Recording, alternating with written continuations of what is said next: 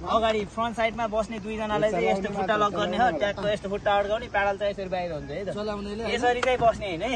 फेरि यो चलाउन गाह्रो हुन्छ कि यो ट्यागको साइडमा बसेपछि चलाउन सजिलो हुन्छ कि यताहरू सेकेन्ड स्टेपमा चाहिँ यस्तो छैन है फेरि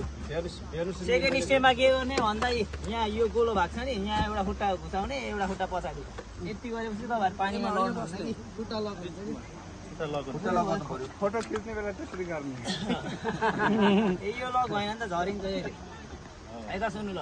अनि प्याडलसम्म त चाहिँ यसो समाउने है ल प्याडल भएको जसले ल बुढेउला तलबाट चरा टल्ला माथि भएर च्याप्पो यसो समातेपछि चलाउन सजिलो हुन्छ कि यसरी ल यसरी देखाउँ त ल च्याप्पो छोपेर ल यता सुन्नु त नभएकोले परेन कतिजना आउनुभयो तपाईँ 2 4 हजुर त्यो नखेन नि 16जना जान्छ है त सुन्नु ल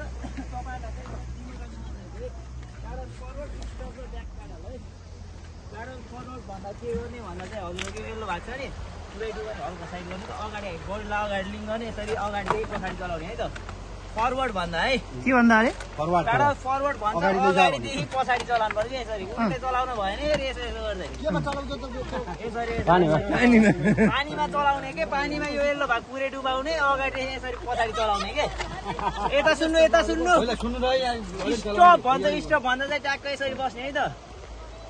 स्टप भन्दा चाहिँ यसरी बस्ने है अनि ब्याक प्याडल चाहिँ ठ्याक्कै फरवर्डको अपोजिट है पछाडिदेखि अगाडि यसरी बडीलाई हल्का पछाडि लगाउने सही अगाडि तान्ने है त अनि यता सुन्ने तपाईँलाई अनि एउटा होल्ड डाउन भन्ने कमान्ड दिन्छ है होल्ड डाउन भन्दा चाहिँ के गर्ने भन्दा यो साइडको रस्यो नि ट्यागको समातेर गोलो भागमा बस्ने है होल्ड डाउन भन्दा है होल्ड डाउन भनेपछि फेरि ब्याक टु सिट भन्छ फेरि आफ्नो सिटमा बस्ने है त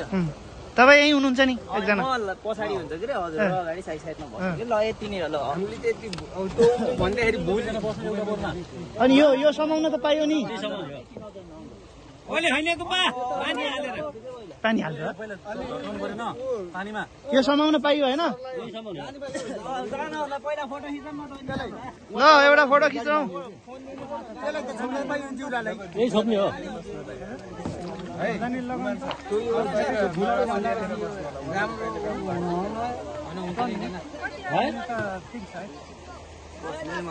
ज्याकेट लगाएको यता फर्किनु म फोटो खिचिदिन्छु ग्रुपको